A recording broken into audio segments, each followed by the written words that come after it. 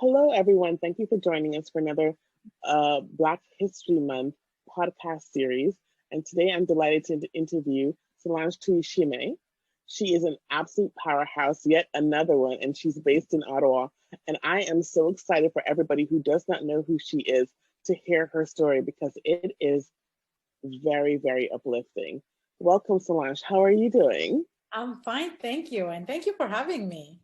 Oh my gosh, ever since I met you last March, internationals for International Women's Day, I was like, who is this lady? And what is she doing? And how is she doing it? And you always have a smile on your face. And I started to do some research on you and I was looking into your background and I was like, I need to learn more. And then I thought, if I feel this way, other people must feel this way. So oh my gosh, Solange, tell us about yourself. Like, I want to know your journey. I think that's the one part that I can say I'm not good at yet. I'm learning how to, positive affirmation. I feel that Oh. I've done so much in my life, but I was never really, really good at highlighting the small wins. And sometimes what I consider the small wins were actually big wins. Yes. Background, I'm born in East Africa, growing up as a very happy kid. Despite what the images we see of Africa, I actually had a beautiful life, just like many do today, with a loving family, very peaceful home, beautiful education. And then, of course, the war and genocide happened in Rwanda, and my life changed completely. So now I'm amongst the refugees and the survivors of the entire catastrophe that completely changes my world. And then I'm an 11-year-old in the middle of a refugee camp. And I felt that for me, that changed everything. I think you realize how life is truly a gift. Don't matter how rich you are, how beautiful you are, how et cetera, you are.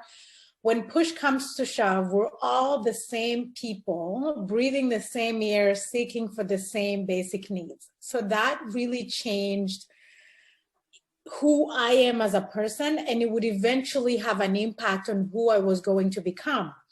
But what I find that's really inspiring in that moment is that I can still remember an 11-year-old girl in the middle of a refugee camp with like 2 dresses, still dreaming about being on a big stage and inspiring people and making people smile.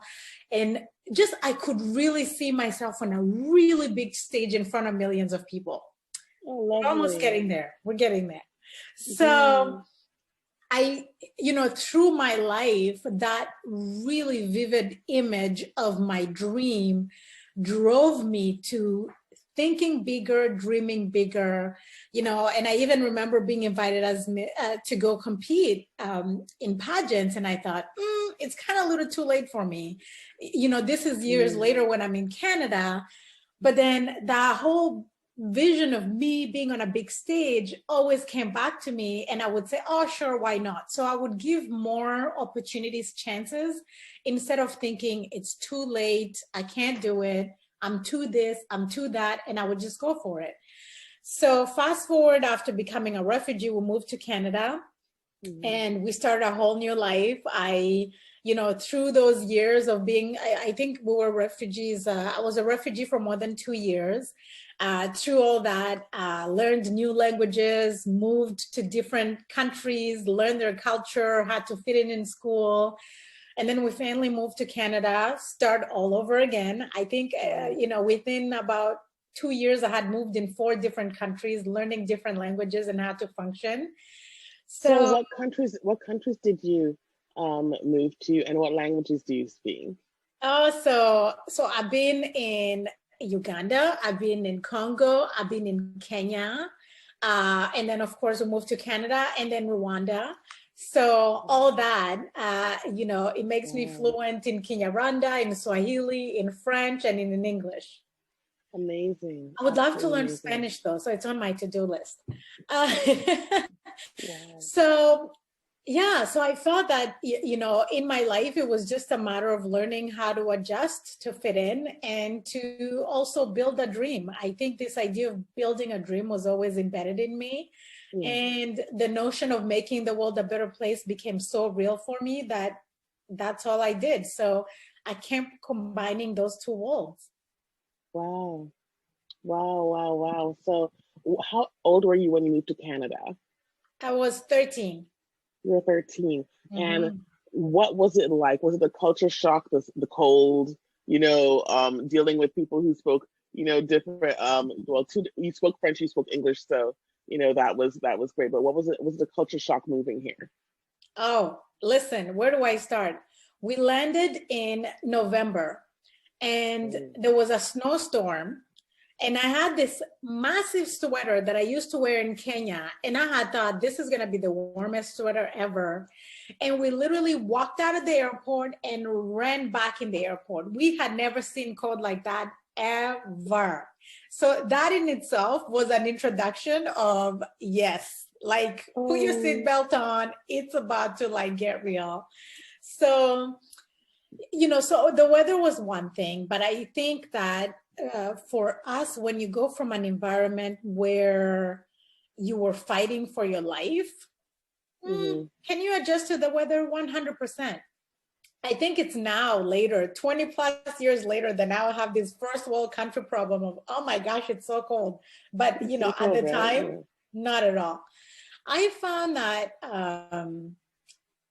for me, one of the biggest thing I would probably have to say, obviously adjusting to the school system. And Yes. I had just done almost a year in Kenya where I was Hmm. learning in Swahili and in English. So to switch back to completely French because, we wanted to go into a French program because having experienced both languages, we knew that French was harder to learn. Yeah. And English was a language that we had learned from the streets just playing with other kids. So we wanted to Hmm. be really good at what's the most difficult Smart. because we could easily be fluent in English. Smart. So having to make that switch was quite challenging, but I also remember learning how to make friends. Mm. You were and I'm arriving in like at the end of grade 8 and we're about to start high school. It's like you speak different, you dress different, there's a lot of things that you still don't know. Mm. So it was quite an adjustment, and I think for me the thing that really saved me the most was sports. I just Okay. had to learn how to play sports, and Okay. there I went. Excellent. And they say that when you learn sports, it teaches you self-discipline and how to interact with a team, and how to um, when how to adjust to your goals. Did this work? Did this not work? Okay, I didn't win this time, but what can I do to win the next time? Did you find that happened with you? And Oh yeah, okay, it totally excellent. changed it totally changed who I am. Like it changed, it boosted my self-confidence for sure, because I realized that in life everything is about the time you give yourself to learn it. So then it's Hmm. not that it's impossible, Yeah. it's possible, just not yet. That idea of not yet is what pushes you to go the next level and go above and beyond, right? Okay. Yes. So for me, and also along the way, if you're Hmm. fortunate enough, you meet really amazing people who see your potential. That's, oh Yeah. my gosh, that's magic. So for me, Yeah. when I started sports, my soccer coach, he probably thought, oh my gosh, what do I have here? But I Yeah. was so enthusiastic and I was so in. Hmm. And I remember him telling me, he said, Solange, I can't put you on the team. And in my head, I knew why. You won't play so much, but I can let you stay on the team if you're okay sitting on the bench and practicing with us on a regular basis. I'm like, yes. Oh, So you're I like was yes. in. Yeah. But so like the first year I just practiced and I never played a game. I think maybe if I even played a game, it was like 5 minutes just to make me happy. And the next year, just the practicing with everybody, the next year I was playing. By third year, I was full time on the field. And by fourth year, I was captain. So that in itself was like, oh, look what you can do, Solange. And Mm. that changed everything. So every time I wanted to approach a new idea, a new Mm. project, a new dream, I was like, okay, so I'm not good at it yet. So then it's like, where do I need to go? Who do I need to see? What do I need to learn and make it happen? Yes. So that's what your early journey taught you, which is really, really impressive. It took me a little bit longer to learn that, but I love how you learned it like so early. But is there anything else that your early journey taught you? Like I feel that you achieved, or you just you had so much happen to you in such a small amount of time. Um, but yet when I meet you, like, none of those early challenges that you had is really reflected when I meet you. You're so positive and so like I feel like you're very uplifting to people, and everyone's just so happy when they walk away from you because they feel that wow, she really listened to me. She knows what I'm going through, that I can learn so much from her. Yeah, I think when you go through, war, genocide, refugee trauma, et cetera, you have so many nuggets like of life lessons that come at you at the same time that you don't really have time to process them or to realize how they're affecting you. But I think for me, one of the biggest things was that we are human beings first. And that changed everything for me. How I treat people, how I see the world, and how I approach everything that I do. So it became really evident earlier on that I wanted to make sure that my work, no matter what it is, will always be making a positive impact in this world. Because I realized that there is such a need for the world to come together, and there's such a need for each and every one of us to take on a greater responsibility on how we make the world better. And I also realized that often we want to say, I want to help this particular person. But that's not really how the world works, because tragedies and everything else, they happen to people at any given moment, and nobody chooses to be in a very unfortunate circumstance or go through trauma. And for me, in that moment, as a little kid, as a refugee, seeing people that helped us are people that we had never known. And even those we knew, it's not like it's people that we saw every day. But when I think about even my work with UNICEF, it's people around the world who had chosen this organization to give them funds to support refugees. I'll never meet them. I'll probably never get to hug them and say thank you. But it's just because they believed in humanity, and they believe that each and every one of us deserves to be happy, to belong, and to have peace.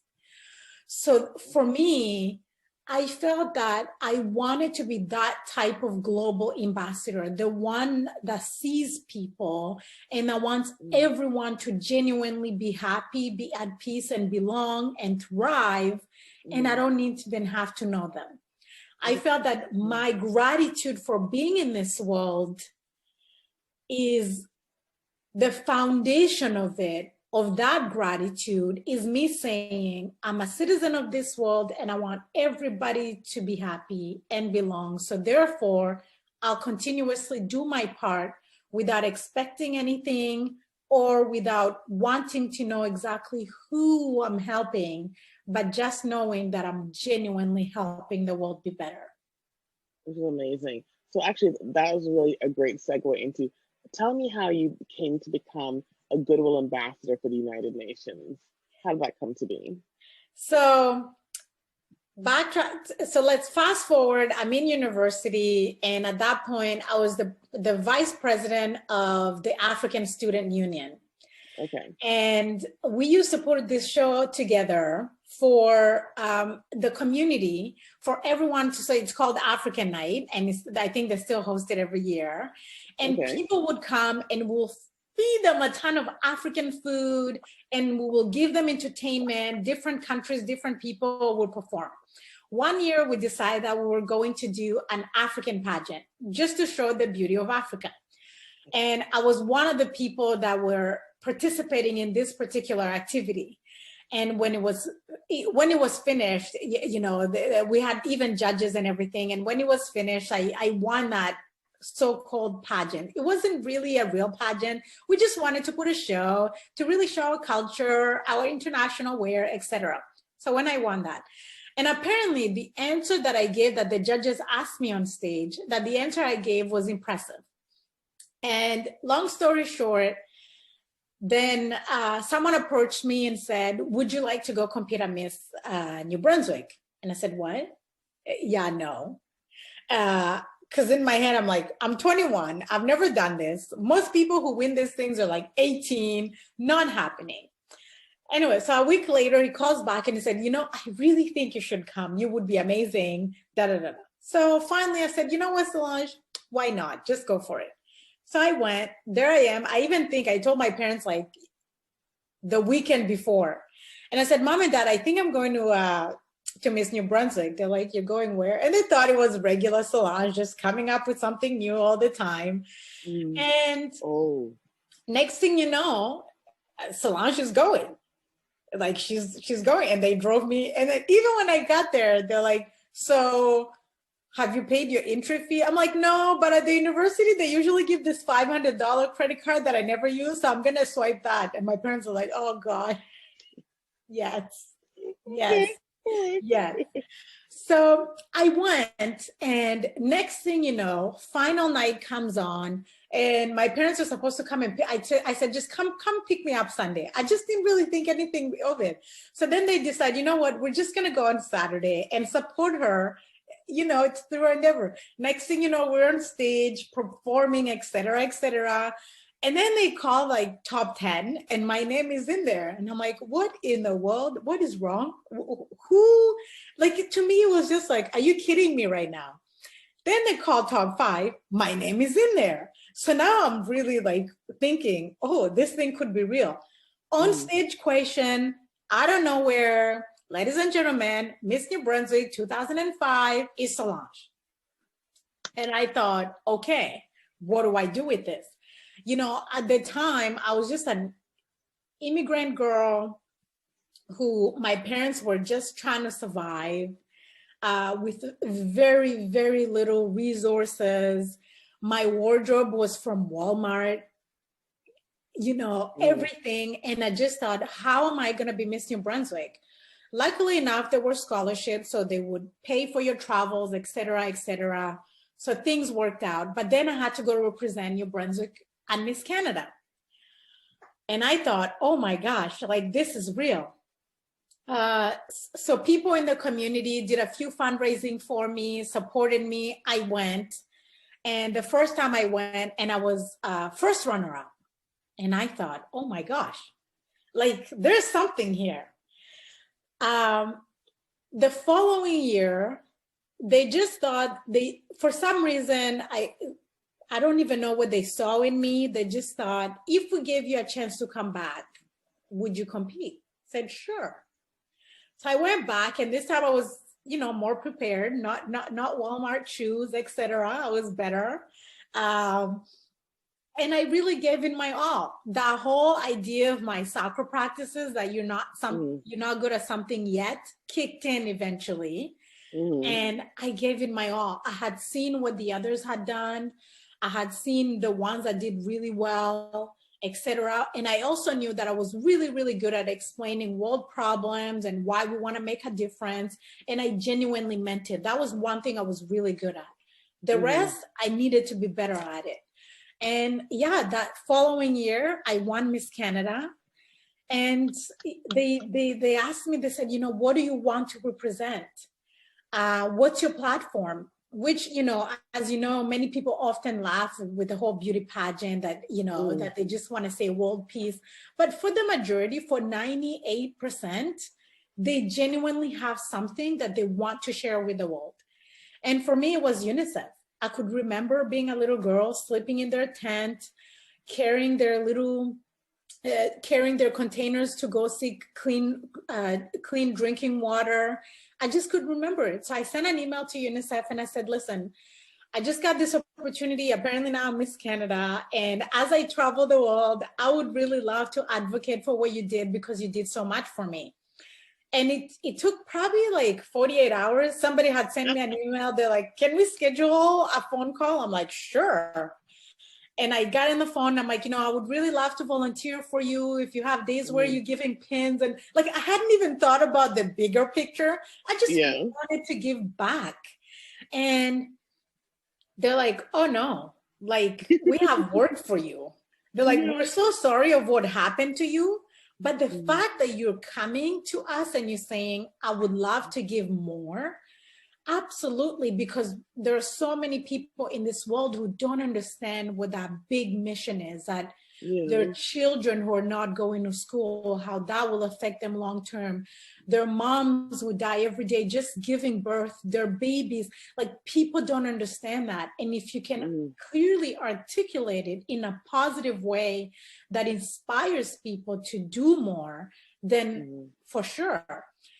I think within a year, I was named an official ambassador, and that was my mission. I went on. So, you know, the good old pageant life that people often misunderstand really led me to do some good humanitarian work where, you know, I think even when I think about it, that I've been able to help them raise millions of dollars and give clean drinking water in more than 300 places. It just makes me feel like, oh, like what an accomplishment, and how can I do more? So yeah, that set me up to that path, and it's been over 11 years now. I haven't looked back. Absolutely amazing. So inspiring. So my question for you is, how did that lead into Elevate International? Tell us a little bit about that one. You know, it's crazy. I feel like my life has been, I was watching Dr. Dre documentary the other day, and he said a line about how his life has been moments of tragedy, but that has been incredibly rewarding at the same time. And I was like, ooh, that is exactly my life.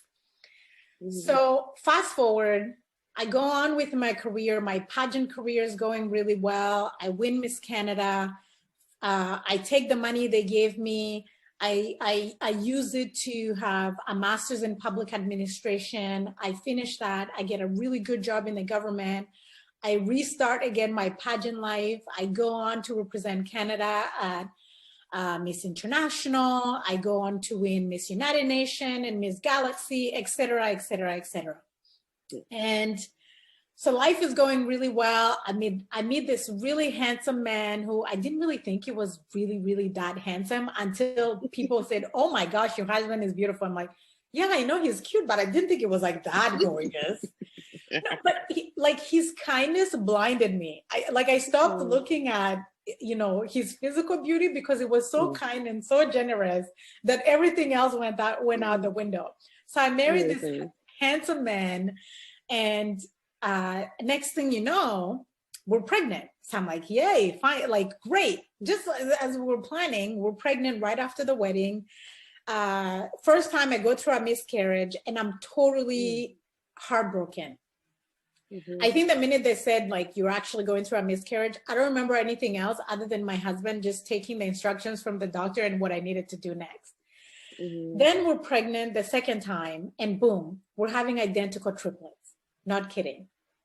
1 in 2 million people have naturally identical triplets. I happen to be one of those. Like, when we walked out of that ultrasound, I was laughing so hard. I think you were in shock. I didn't know if they should call someone to actually start helping me mentally. Like, I was laughing so hard. Yeah, that was the face. They're like, is she okay? Like, what? Yeah. 1 in 2 million. I'm one of those. So fast forward, we go through this process, pregnancy. By 6 months, I looked like I was 12 months pregnant. Like, my husband people would give my husband a dirty look just walking in the street, like, how dare you make your wife walk when she's about to give birth? Meanwhile, I'm only like 5 months pregnant. And this poor man is saying, please stay home. And I'm like, I am going to walk by myself. You know how it is with these strong women? Poor man. Yes. So go through the process, and around 6 months, they really had to stop. Like, they told me to stop working. And then I started having these ultrasounds every 3 weeks. And then, you know, and then I started getting all these different types of care. Like, the process was really long. And then they started thinking about, you know, should we deliver these babies? And I'm like, we're at 24 weeks, not happening. They're like, but your body's exhausted. I'm like, I don't care, not happening. The poor doctor also went through so much. And through that process, I thought about what would have happened to me if this was in 1994 and we're going through war and genocide. If this was me in the middle of a refugee camp, who would have given me an ultrasound every 2 weeks, every week, etc.? So it really became real for me on what women go through in this world. And often there's no one to even come for them. And I thought, okay, I'm going to raise more funds to support more women so they can give birth, et cetera, et cetera, et cetera. But then after we had triplets, most magical moment of my life, like seeing 3 babies come out within 3 minutes, unreal, ridiculous. It's like miracle, it's unreal. But then, you know, a few weeks later, I go through the tragedy of losing one of our daughters. And I thought, I'm going to die. Like that day, I said, that's it. Like, I'm going to die. And then I was so mad at God for allowing me to be alive and having to figure out how I'm going to live with this pain for the rest of my life. And then I was even more mad because at that point, I'm a mom, I'm a wife, so I can't choose to check out in life. I genuinely have to figure out how to live with this pain. Checking out is not an option. Running away is not an option. All those things, not an option. I need to figure out how do I stay sane, healthy, functional for the most important people, especially these beautiful children that just came in my life. So fast forward, I knew already that I was raising funds for children and everything else with UNICEF. And we had always done things for mothers because we knew how that affected them. But now this equation of how women in this world are living, the circumstances in which they live, felt like it was no longer an option for me. It was like, this has to end. We need to give more women opportunities. And raising funds for more women to give birth, yes, safely, yes, sure.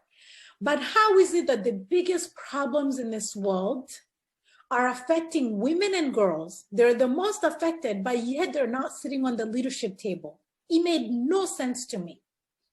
So yes, I'm going to continue to raise funds for women and girls, but I wanted to change the culture and I wanted to change how leadership is seen and functioning in this world.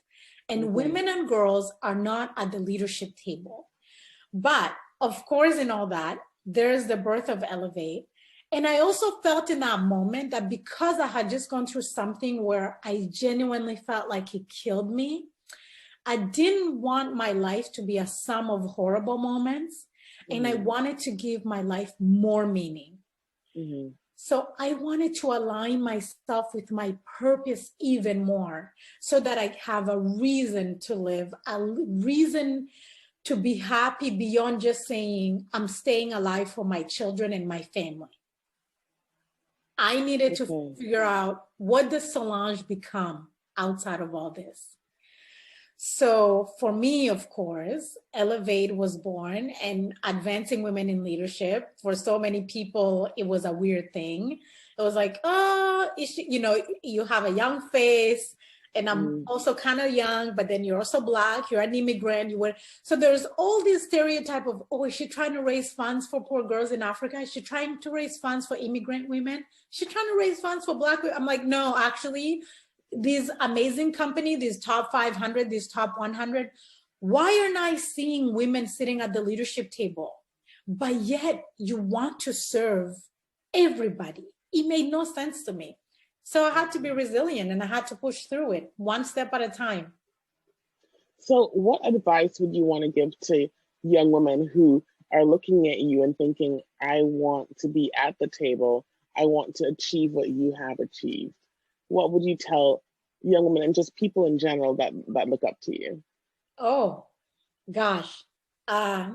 Your dreams are so valid and so powerful. You have no idea. And along the way, whether you're 50 or 15, there'll be people thinking, do you want to hold on a bit? Or is it too much? Or in these circumstances, it's impossible. everything is yet to be possible.